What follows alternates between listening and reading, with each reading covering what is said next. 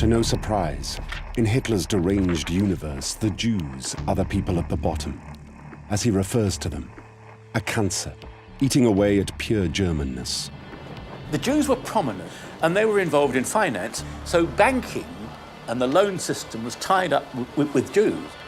Very easy there for a bankrupt nation, bankrupt in money and in ideas, to turn on the Jews as the obvious explanation. The personification of the devil as the symbol of all evil assumes the living shape of the Jew. He denounces the Jews as the agents of Germany's downfall, as an inherently corrupt enemy within who must be destroyed, must be eliminated. Anti-Semitism is nothing new in Germany or Austria, but Hitler takes extremism to extremes. Even in the early 20s, he is explicitly writing about his desire to wipe the Jews off the face of the earth. He talks about Jews being held under poison gas. So this is a very, very chilling precursor of the actuality which came to pass 20 years later with the actual Holocaust. Hitler argues that the Aryans' racial superiority should drive his foreign policy. First, they should be allowed to take back all territory that was taken from Germany at the end of World War I, and rebuild the army to become the most powerful in Europe. Then he goes further. One of the most sinister ideas advanced in Mein Kampf was the idea of Lebensraum, the German word for living space. In Hitler's view, the Germans have the right to seize land from the racially weaker peoples. This means the Slavs, in particular, the Russians. Where was space to be found? In the east. The millions of square miles stretching across into Russia. That's where Germany must expand.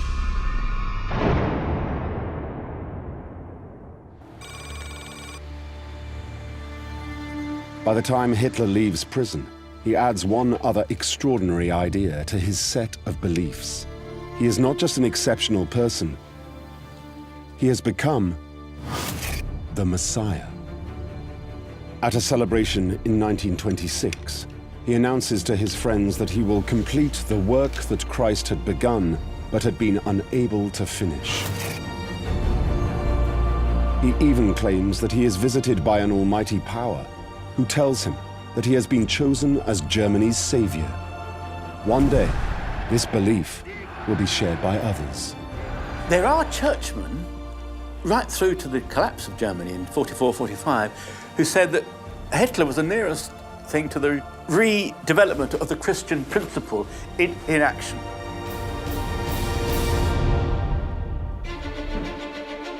The idea that he is the chosen one now permeates Hitler's political campaigning as he attempts to take the Nazis from a party of violence to one that can win an election. A plane carrying Hitler would circle over the stadium in which he would speak, and then he would come down like a Messiah descending from the heavens. He would then wait until the crowd was so silent that you could hear a pin drop. Der 6. Parteitag der Bewegung geht zu Ende. Before he launched gradually into his oration, gradually building up to an enormous climax. Und festigen und auf ihren Schultern tragen den deutschen Staat, das Deutsche Reich. And this was enormously effective in winning the support of the masses. Slowly, it starts to work. The Nazis become one of the biggest political parties in Parliament.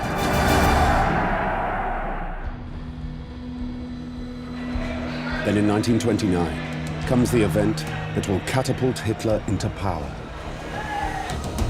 The Wall Street crash and the Great Depression. Germany is hit worse than any other country when American banks withdraw their loans. Within a couple of years, 6 million Germans were out of work and really on the breadline. People start longing for a strong leader to see them out of this crisis. So the Nazis surge in the polls. In 1933, the Nazis become the largest party in parliament. leading to the once imprisoned political agitator Adolf Hitler being offered the role of Chancellor of Germany. For a man with a God complex, it's a position he uses to decide who will live and who will die.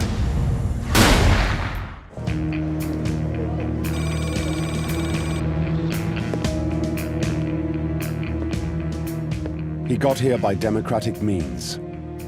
But now that democracy has served its purpose, it's time to put an end to it. He persuades Parliament to grant him emergency powers and suspend the Constitution. The German people have no idea what horrors they're in for.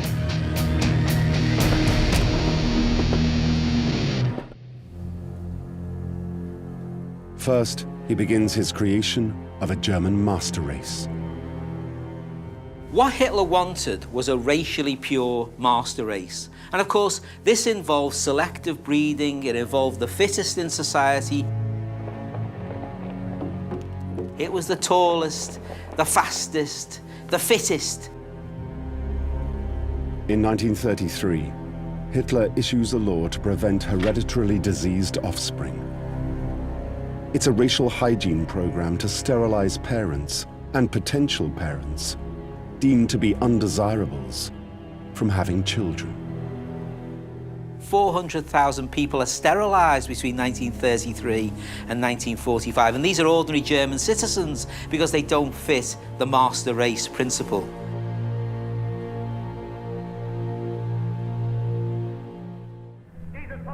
He then proclaims the Nazi Party is the only political party permitted in Germany and unleashes his stormtroopers.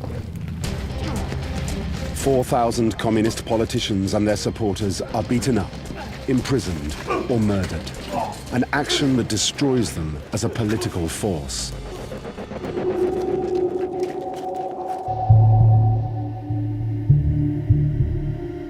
Now Hitler plots to eliminate all other political enemies, even those on his own side. Amongst them is the head of his stormtroopers, Ernst Röhm. Röhm has known him for years and is the only one permitted to call him Adolf. But Röhm is making too many independent noises for his Führer. The pivotal moment in the creation of Hitler's dictatorship is the Night of the Long Knives. Almost like a Don Corleone evening with the aim of crushing the stormtroopers. Hitler organizes a deadly trap. He orders all the stormtroopers' leadership corps to attend a meeting in the pretty holiday town of Bad Weisse in the far south of Germany. In the early morning hours, he arrives at a lakeside hotel in the town with members of the SS, his personal bodyguard. Together they make their way to Röhm's room. Hitler bursts in and says, Aufstehen, Sie werden verhaftet! "Get up, Ernst. You're under arrest for high treason."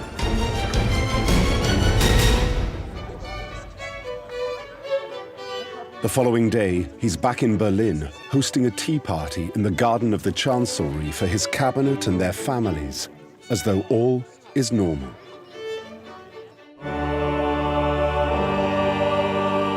And for a man as evilly deranged as Hitler, it was. But in reality, over the last 24 hours, roughly 200 senior SA officers are arrested. Many are shot, including Röhm. Then he turns on his opponents outside the party. A code-worded phone call sets in motion what will become one of the most notorious events in Nazi history.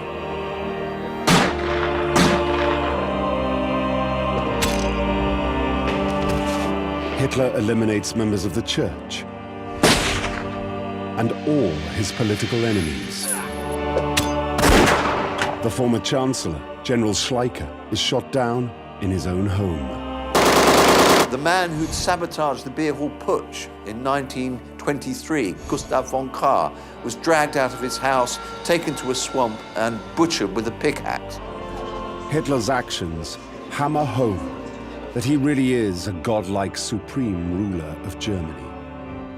He now has the power to decide who lives and who dies.